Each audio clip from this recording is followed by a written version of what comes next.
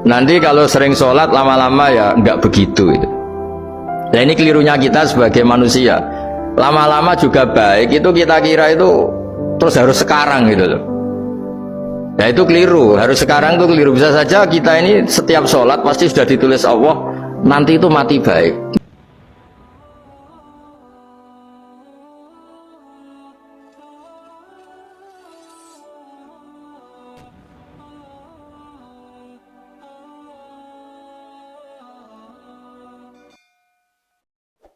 Jadi kalau Anda sholat kok masih sering salah, dan saya yakin semua orang juga gitu, kalau nggak nabi, nggak wali itu ada ya kesalahan-kesalahan yang tidak fatal-fatal banget karena ada kebaikan yang Anda lakukan, yaitu ketika Anda dipanggil, Anda istijabah, Anda mengiyakan dengan menghadap. Ya, itu sudah bagus. Nah setelah menghadap ternyata disuruh apa itu tidak nurut. Disuruh apa gak nurut itu satu kesalahan yang tidak mengganggu poin pertama tadi, Anda menghadap. Sehingga banyak cerita di hadis-hadis ada sahabat yang zaman itu tidak soleh-soleh banget. Zaman itu ketika Nabi, saya ini mau sholat ya Rasulullah, tapi jangan diminta berhenti dari begini-begini. Beliau menyebutkan sekian kemungkaran sahabat tadi. Nabi komentarnya itu sayan hahumayakul. Nanti kalau sering sholat lama-lama ya nggak begitu itu. Nah ini kelirunya kita sebagai manusia.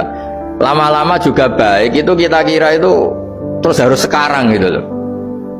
Nah itu keliru, harus sekarang itu keliru. Bisa saja kita ini setiap sholat pasti sudah ditulis Allah nanti itu mati baik. Delala nanti habis asar sebelum kita maksiat sudah mati, habis sisa sebelum kita maksiat lagi sudah mati. Jadi barokahnya sholat itu ada waktu yang potensi ya, potensi sholat itu akhir kenangan kita, sholat itu identitas kita, sholat itu status kita.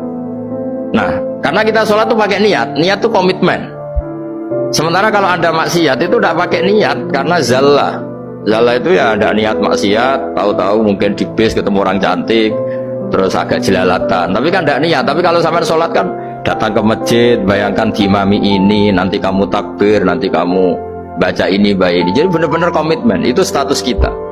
Kata Said Zabidi disebut mautinuhu wa haqiqatuh. Baiknya umat Islam itu kalau taat itu mautinu, itu alamat resminya, itu statusnya, kata Said Zabidi.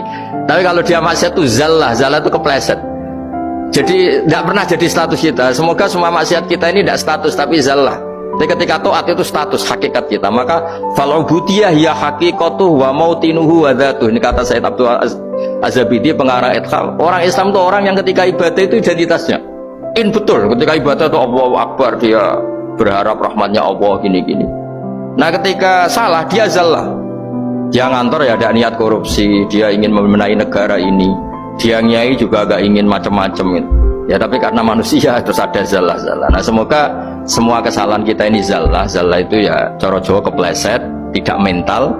Dan semua kebaikan kita ini mental, yaitu kebaikan yang jadi tempat kita, identitas kita, haqiqatuh wa mautinuh wa dzatuh. Tapi jangan pernah berpikir kalau apa artinya sholat kalau kita masih melakukan kemungkaran, itu salah besar. Sholat itu wajib, dengan Anda sholat itu sudah mengurangi kemungkaran Anda, karena Anda tidak melawan ketentuan Allah Ta'ala. Kayak kita orang Indonesia, meskipun kita koruptor, mau jadi KTP Indonesia sudah bagus, kita mau jadi warga Indonesia, meskipun setelah itu kita korupsi dan salah, tapi lumayan mau jadi warga apa? Indonesia. Orang mau sholat artinya dia menstatuskan diri sebagai hamba Allah. Taken kontra, kalau saya ini hambamu ya Allah, anta robbi, iya karena butuh, iya karena stain. Soal salah ya salah aja, yang sama, kita tetap warga Indonesia meskipun kita salah, meskipun kita koruptor, meskipun kita salah, tetap aja warga Indonesia yang berhak mendapat jatah makan meskipun di penjara, meskipun apa. Sama, kita ini hamba Allah yang mengakui kalau Allah itu Tuhan, kita hamba. Dan barokahnya pengakuan itu insya Allah di cerita-cerita syafaat, kalau kita dosa atau apa insya Allah dapat syafaatnya Rasulullah SAW, karena kita tidak pernah lari dari status kehambaan. Ini yang harus dipegang. Makanya status kehambaan ini nggak boleh hilang. Kita harus sering bilang Robbi, Robbi, Tuhanku yang merawat aku, yang memberi aku. Dengan demikian kita menjaga status kehambaan kita. Dan status hamba ini yang menjadikan orang layak masuk surga, yaitu fadkhuli fi ibadi, kamu harus resmi menjadi hambaku, baru ada perintah wadkhuli jannati. Kalau menjadi hamba aja nggak mau, kita punya keangkuhan, punya keinginan yang mulu-mulu, sehingga seakan-akan kita ini Tuhan, nah itu tidak menghamba. Kita harus fadkhuli fi ibadi baru wadkhuli jannati.